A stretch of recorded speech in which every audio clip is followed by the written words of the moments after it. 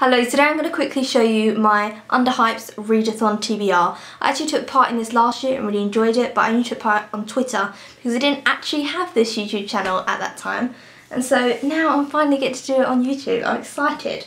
So Underhyped Readathon is basically books that you consider underhyped. There's no sort of strict guidelines, it has to be under this or under that. Like, it's just ones that you think, you know, are underhyped and you haven't seen a lot. I'll link down below who made up this thing and everything. It starts on the 19th, which is today, at midnight, and it ends on the 25th.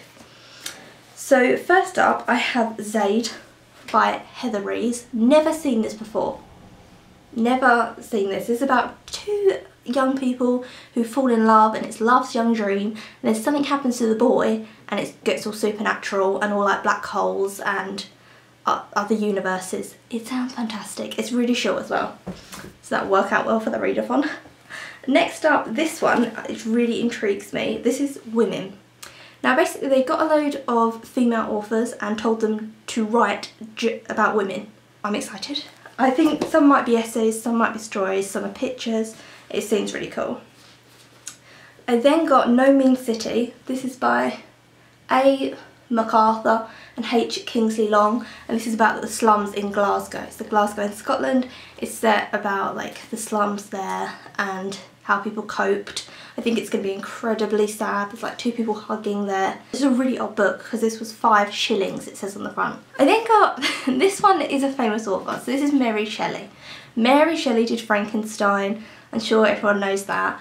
But she also did a book called Mathilda, which is about incest. She sent the manuscript to this off to her dad, and he destroyed it and said, "You must never publish this, you are disgusting, how could you do this?" It's not about her dad, it's not about her actual dad, but he just didn't like the subject matter. And this is a collection, this is Mathilda, which is a very short story, with other stories within it. I think it's kind of a novella, but it's like a short novella. This next one is by Kingsley Arms, and this is called The Old Devils. Now this is about two couples that go sort of on booze cruises, but it's not going to be a kind of Ibiza.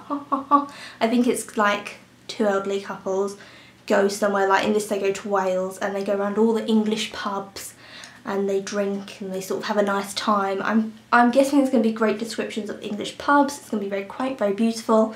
And then another couple who, he's a professor and his wife join them and they change the dynamic of the group. This sounds a bit like chick flirty, not really me at all. It won the Booker Prize. It was the winner in 1986. So I want to know why it won, because that doesn't sound like a premise that would win that prize. Next I got a book which you might have heard on BookTube, but within the world, like in America you have Barnes & Noble, in England we have Waterstones, W.H. Smith, and those two big stores do not stock this book. So that's why I'm putting it as underhyped. You might have heard of this from Mercy's Musings. This is At the Mouth of the River of Bees. And this is actually on my current TBR for this month anyway. This is a collection of short stories by, I don't know how to say that name. I've already read quite a lot of this, so I'm just going to finish that off in the readathon. And then last but not least is a book called That Quail, Robert. That sounds mental, That Quail. It's by Margret A. Stanger, and it's basically her friends owned a quail. They had a quail's egg, it hatched, then tried to release it into the wild, and it just wouldn't go in the wild. And so they just decided they were going to let it roam around their house. A quail just roam around their house and have free range. It just became a member of their family. And then their close friend Margret, who looks mental. Look at that lady there. Look at her with the little quail. And obviously she's got the quail a present. Oh, it just seems so amazing. Nice little cover, but look at that. It's all like quail feathers. So pretty. So I've got 8 books there to read, so that averages out at about 270 pages I've got to read per day.